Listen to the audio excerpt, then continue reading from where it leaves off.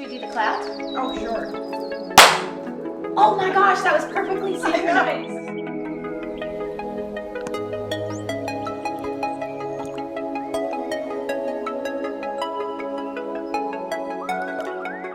I'm Rebecca. I'm Chrystal, and this is the Midstreamers.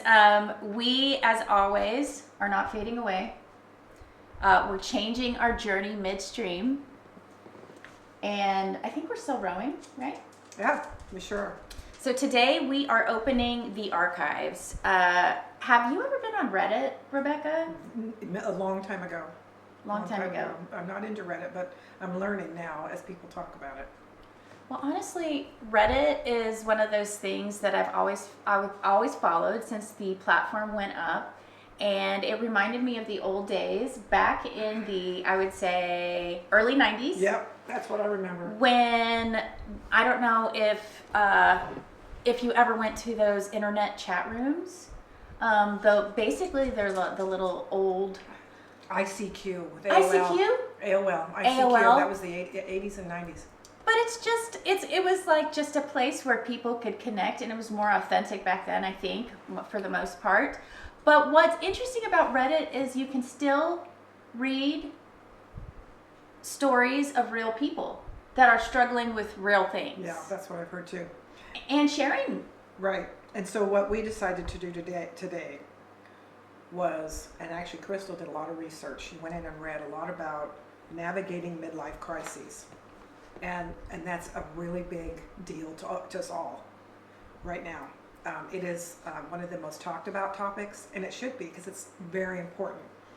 What Chrystal told me from her research is that there are so many people in their 50s that are yearning for a different life. They want a different life. Doesn't matter what they're doing right now, but they feel this undercurrent going on inside of them, the shifting and the unhappiness or the unsettled feeling. So what we're going to talk about today, because this is a really important one, is the 4 takeaways for you all is we need to learn how to awe ourselves. How do we awe ourselves with our life? We want to be in awe. Absolutely. Okay? How to drop the ego-driven goal-setting obsession thinking. I always have to do something. I have to have a goal. I have to do. That's a big ego thing. The doing syndrome. That distracts you away from creativity, from this awe, which we all need. And then the other thing is, to do that, you have to trust in the natural unfolding of things you don't know. Yes. Just because you don't understand it all and you don't have it all figured out doesn't mean, there should be some uneasiness, excitement, but it doesn't mean there has to be fear. You have to kind of build that trust and go, okay, it's going to unfold the way it's supposed to. And if you trust in your own talents and your own awe, that unfolding will become easier and easier. Those are the 4 things we want everybody to take away. So, okay, big deal. How are we going to do that? Well, Rebecca, I went through those Reddit archives and I grabbed 3 or 4 anonymous posts. Mm-hmm. So I'm going to read this and see if you resonate. See if you resonate with this poster. This was posted in the subreddit r/midlifecrisis. Okay. Which I hang out over there quite a bit. Yeah, she's good. Because I've gone through quite a bit of change myself. All right. The title's Bored with Life. Bored. I'm a 55 male professional with a good job, family, house, etc. Okay. But I've got caretaker burnout with 4 people to take care of. Ooh. I'm worried my life is going to stay like this until I'm too old to do anything. Specifically, life is boring and doesn't seem to be going anywhere. Please don't say volunteer or hobbies. That's why I grabbed this. No more, yep. Maybe that's the best answer, but I don't have a lot of free time, and what I missed was being wilder, more free. Okay, I'm going to stop there. Mm-hmm. Caretaking for 4 people. But a lot of people are in that, though. A lot of people are in that spot. And that's a reality. It isn't just that when we're 50, we just have teenagers, or maybe the teenagers are gone, but we have our own family to caretake for. And if you're caretaking, that makes breaking away from that even harder because you have to have that steady income. We all know that. We're going to talk about that later too. Oh yeah. Oh yeah. Okay, oh, so yeah. what? What about this poor guy? What are we doing? Well, you know, that's what he put out there. Okay. He put that out there. He says he's bored with life. And I just wanted to talk about it. Like, because I bet a lot of people resonate with that. Because it's almost like, I kind of wonder, it's almost like people are just so into the mode of taking care of people. Mm-hmm. They've developed sort of like a really thick skin around their, and around their feelings and around their soul, I think. And he's bored because he maybe doesn't see the stuff that's right in front of him. Yeah. What do you think? Well, If this was like a Dear Abby and you were Abby, what would you say to this guy? You know, I hate to say this, and he didn't want to hear this, but he has to carve out some fun in his life. Now, I don't care how much time he has. If it's 5 minutes, 10 minutes, he has to carve out some fun for his life. That's it. He has to start all these, the 4 people he's caretaking with. That's great. I know he's doing a good job. But he is also number 5 on that list. He has to caretake for himself. If he doesn't do that, those other 4 folks are going to suffer. And that's just the way it is now. Okay, better said or easier said than done. Start with 5 to 10 minutes of doing your favorite passion. Just cut it out. Just do it. Oh, I love that. I love that. Even just 5 minutes. Schedule it. Yes. Schedule it and do it. And then start trying to wiggle in some more time. And even involve those people you're caretaking with if you can. Because then that even saves you more time. Right. You know, I honestly, like, if you think everything is like, oh, you know, everything's bad, and you have sort of like, you know, those rose-colored glasses, Right. where everything looks pretty. Well, you have those like really like dirty, filthy glasses where like you're looking out and just everything is just, ugh. Well, and here's a good example of no, it's not the same example as this gentleman, but Yes. it's close. Mommies with young children. Okay, let's just say it. They're not midlife crisis. They're young crisis. It's That's a crisis. It's a crisis. Okay, picture yourself with 3 toddlers. Yeah. Okay, Yep. you don't have any time. I don't care. No time. There's no 5 minutes. No. But an example of that would be, now what do toddlers do? Now I have 2 toddling, well they're growing fast, grandchildren. They're boys. Lucky. They're Oh, I'm boys. jealous. They're wild boys. Okay. So all they're going to do is run around with all that energy and just go off the wall. Okay. Well, do it with them. Go in there and wiggle around with them, giggle, and spend 10 minutes goofing off with them. Instead of trying to control the situation and corral them, Oh my gosh. go have fun with them. Have you Let ever go. heard of laugh therapy? Well, this is wiggle and laugh. This is and act wiggle goofy. therapy. You have to get in there and get. Wait, That's the only time you have with them. isn't that our like little motto? Do your best and wiggle. Right. You have to.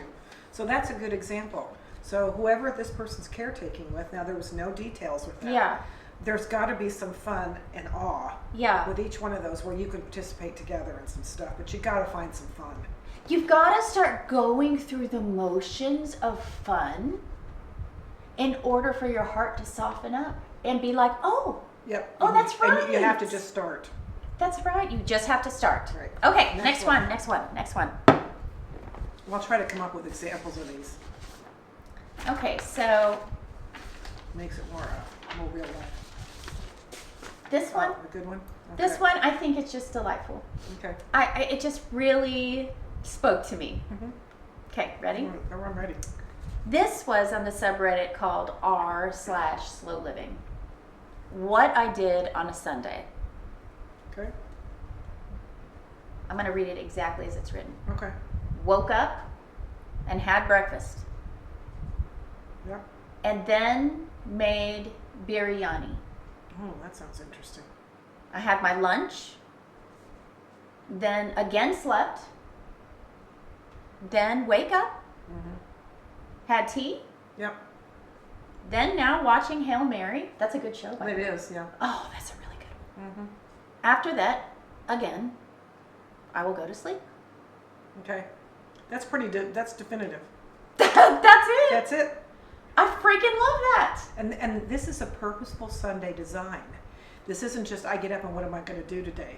This is a purposeful way of dropping the goal setting, dropping all that, looking at the fun and relaxation of flowing through it and letting it unfold. Oh, I love that. I And love that's- that. And that's the biggest takeaway from this is unfold. Of course, we want to learn from other people, but not all the answers are out there. What everybody else is doing may not be right for you. It's good to glean a little bit of information, but then it's really going to come down to our own awe, or our own definition of awe. Right. What does it mean? So this one, I think, it really also touched me. It's a little longer, so bear with me. This was also on r/slowliving. I really like that subreddit. It balances the subreddit that's on midlife crisis, because it's like the people that were in midlife crisis, I think, hopped over to slow living. And even a better term is midlife pivoting. Midlife pivot. Pivot. It doesn't need to be a crisis. It doesn't mean you don't always have You to don't be in need a to go crisis. sell all your cars and sell your house and go to the casino and gamble all your money. That's right. Go to the nearest bar and sit there and drink yourself to death. Right. But no, seriously, it's pivoting, and that can be a little bit scary. It can be a little scary, what do you and got? none of us have the answers. So we just pivot, Keeping our minds calm. keeping our minds calm. Okay. You ready? I'll try. Calming our nervous system. There you go. All right. Pull up a stool. Let me tell you something. You know that feeling when your brain's got like 40 browser tabs open and 12 of them are playing music you can't find? That's me. Every damn day. Some days it's less stream of consciousness and more stream of consciousness that fell in a blender. Stream of consciousness. Yep. And here's the thing, nobody tells you when you get older. The answer isn't to think harder. Lord knows I tried that. Thinking harder just gets you a headache and a stronger opinion about something done. Okay. No, the trick is shutting the hell up. Thinking less. Internally, Yeah. being still. Not a luxury, not some spa day nonsense. A survival Wait a requirement. minute, I like spot. I do too. I don't know about that one. Okay, go ahead. Okay, so that constant stream of thought and it's a natural thing. It's called It's very natural. that voice in our head. Yes, It goes off all the time trying to keep us safe, calm, and regulated. that's right. That's our mind. But it doesn't mean we can't hear it. You can hear it doing what it does, and you can also start it and stop it. And that's the big one. Another big takeaway from this is: do I have to just sit here and think about everything, or can I just kind of shut it off and just let things unfold? You know, I think a lot of people that are, so for instance, maybe have lost their job or are going through a retirement kind of phase like me. Or being forced out of their Or job. being forced out of a job. Big- Let's big be time. honest, I've got family members that have been forced out of their job, and it's a really hard time right now. Yeah. It is really difficult going from there's always something to do and my day is scheduled out to the T to the 5, 10, 15 minute chunks. And when all that's taken off, Yeah. it can be very disorienting. But it can also be liberating. See, if you let's plan our day out. The top 3 things I want to do today, and then leave the rest of it to nature. Nature, Just let let it it be. unfold. Just breathe. Let it be. Breathe, and just say, "Oh, what do I want to be in awe of right now?" I think I'll go bake a cake. That's right. I'll go make some sourdough. That's right. Oh, I am starting, speaking of which, I'm starting a new loaf today. Uh-oh. Yes, we just finished the loaf. We're eating about 1 loaf every 3 days. What you got going today? I'm going to start filming how to create and maintain the perfect sourdough starter, and I'm going to do a series on it. Okay. So while we're taking a quick little break here, let's do some housekeeping. So, your YouTube channel is called Designing Days. her YouTube.com at Best of Rebecca Phillips Right. And so either one, we'll get to her channel. And then my channel is Sage Dawn. I will also link that here. And we have kind of slightly different universes, but we merge together on the Midstreamers, where we connect with all of you Right. and talk about interesting things and let our own sort of unfolding happen in front of the camera sometimes. Yeah, and this is cool. This is a good example of unfolding. We're going to take a little bit of a break, just a little, of doing this whole sit down interviewing. Chrystal's going to go and she's going to create a starter and film it from start to finish. It takes 7 days to create an active starter. Yeah. That's the whole power and the whole success of good sourdough. I'm going to do the same thing. And then we're going to come back together and compare them. And then we're going to bake bread with them and see what happens. That's so exciting. So are we starting from just our house? We're not starting from starter. Are we starting from scratch? Yeah, no, we're starting from scratch. So these starters will taste like our houses. It's going to be a very fresh starter. I have a starter now that's about 6 years old. I have that starter. She gave me some of it. And I need to feed it today. But I'm going to take that, and I have some tricks with that. But I'm going to start a whole new starter, because I think start at the beginning, right? That's what we should do. Most people get very frustrated at, oh, I don't know how to do this. Oh, it's too much trouble. Oh, I don't have the time. Everybody does. A starter can be maintained once a week, once every 2 weeks, successfully in the refrigerator. But it's getting there. You have to take 7 days to build it. Yes. So we are excited about this little series. We're going to start integrating a little bit of our a sourdough journey into bringing you along for the ride, because I know several of you have been waiting for the sourdough stuff. Yep. I have another one. You want to talk about one last one? Yeah, go ahead. Okay, so this was all in our slow living. So kind of, going past the fear of, oh, I'm going through a big change. I need to take a break. Right. So I do like the slow living subreddit, because it's lots of people saying, hey, what do you do to make your day great? So this one is, what's one small thing that instantly improves your day? Mine is grabbing a nice coffee and taking a short walk outside. Nothing fancy, but it always helps. This kind of goes back to your 5 minutes of fun. Yeah. What's that one thing? Say that again. That was important. What's that one thing? What's that one small thing that instantly improves your day? Everybody should write that down and do that every day. As a matter of fact, why don't you say what's 2 small things? That's even better. What's 2 small things? But one's a good start. And that's where it all comes into the fun and the awe. So we can all do that. We can all write that down. That's a good one. It's a good pivot point. What is one small thing that improves your day? The one small thing that really improves my day, this is the weirdest thing.